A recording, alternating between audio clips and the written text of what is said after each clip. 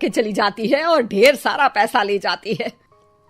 अरे मम्मी जी, उसने तो साफ किया ही था। मेरे ही हाथ से इस ग्लास में सर्फ गिर गया था। अरे बस कर झूठी, उसे बचाने के लिए सारी जुगत लगा ले, लेकिन मैं तो इसे निकाल कर ही रहूंगी। हमारे जमाने में ना कोई नौकरानी थी और ना ही ये चिकने बर्तन। चूल्हे के जले बर्तनों को राख रगड़ कर साफ किया करती थी मैं। अरे माँ जी, मैं कहाँ बचा रही हूँ उसे।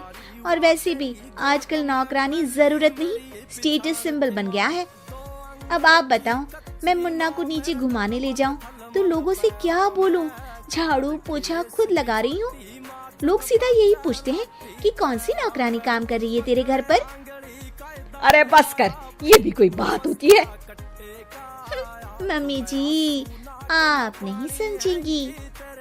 शाम को नौकरानी घर आकर काम कर ही रही होती है कि सास को कहती है, माँ जी एक बात बोलूं, बुरा न मानना।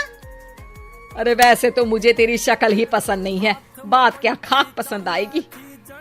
अरे माँ जी, सुन तो लीजिए क्या कह रही है। तो मैंने कौन सा उसका मुंह पकड़ लिया है?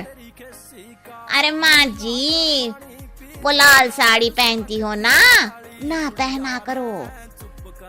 सास का गुस्सा अब तो 7वें आसमान पर होता है। अरे वाह जी वाह, क्यों ना पहना करूं? और तू होती कौन है ये बताने वाली कि मैं क्या पहनूं क्या ना पहनूं? अरे माँ जी, पूरी बात तो सुन लो, वो बोलना क्या चाह रही है। अरे बुरा न मानो आंटी जी। अरे कौन है आंटी? अपनी उम्र देखी है तूने? 2-4 साल ही छोटी होगी मुझसे और मुझे आंटी बोल रही है। बहू सर पर हाथ रख लेती है। अरे अच्छी खासी उम्र दराज हो और आंटी ना बोलूं? मैं तुम्हारी बहू से भी 4 साल छोटी हूँ। क्यों दीदी? बोलती भी क्या, एक तरफ सास यानी पति की माँ, तो दूसरी तरफ नौकरानी जिसके बिना घर का काम नहीं चल सकता। वो दरअसल माँ जी की शादी में बहुत जल्दी हो गई थी ना। अच्छा ये झगड़ा छोड़ो, ये बताओ तुम माँ जी को लाल साड़ी पहनने से क्यों मना कर रही हो? वो ना, इनकी उम्र की सारी औरतें सोसाइटी में इनके लिए बात करती हैं कि तुम्हारी सास बुढ़ी घोड़ी लाल लगाम है। बहू को ये सुनकर गुस्सा आ जाता है। अरे वाह वाह, कौन बोलता है जी? खुद क्या है यहाँ की औरतें, बाल सफेद लेकिन टाइट जींस और कोई कुछ भी पहने।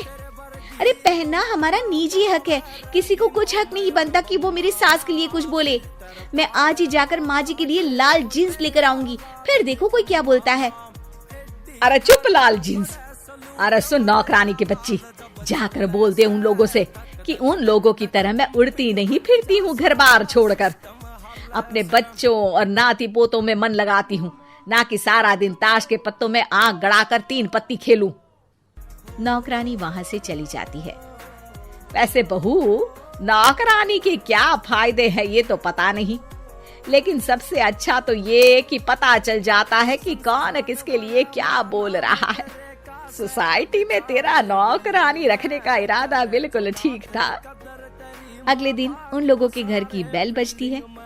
बहू दरवाजा खोलती है कि सामने कुछ औरतें खड़ी होती हैं। अरे बहू, कहाँ है तेरी सास? बुला जरा।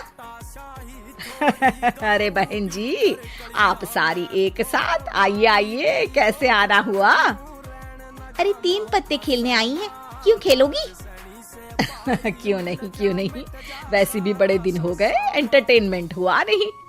बहू जा जाकर पकोड़े तो बना ला। अरे बस करिए, आगे कुछ पीछे कुछ। वैसे तो कहती है कि परिवार पर ध्यान देती है, हमारी तरह 3 पत्तियां नहीं खेलती। हमने कौन सा परिवार छोड़ दिया? सास सक पका जाती है। अब ये किसने कहा? मैं तो कहती हूँ कि मैं भी थोड़ा बाहर निकलूं। आपने ही तो कमला नौकरानी से ये सारी बात की थी। सास और बहू को अब सारी कहानी समझ आ जाती है कि सोसाइटी की औरतें क्यों भड़क रही हैं। माफ करिए आंटी, मैं छोटी हूँ, लेकिन फिर भी पहले तो आप लोगों ने माँ की लाल साड़ी का मजाक उड़ाया था ना। हाँ उड़ाया था, लेकिन उससे पहले तो तुम लोगों ने हमारी जींस के बारे में बात की थी। अरे क्यों ना पहने हम जीन्स, तुम्हारे पैसों की थोड़ी ना है। सास और बहू सर पकड़कर बैठ जाती है। देखा बहू, ये खेल कर गई तेरी नौकरानी, यहाँ की बात वहां तो वहां की बात यहाँ। दोनों किसी तरह औरतों को समझा बुझाकर घर भेजती है और कसम खाती है कि नौकरानी को नौकरानी ही रहने देंगी।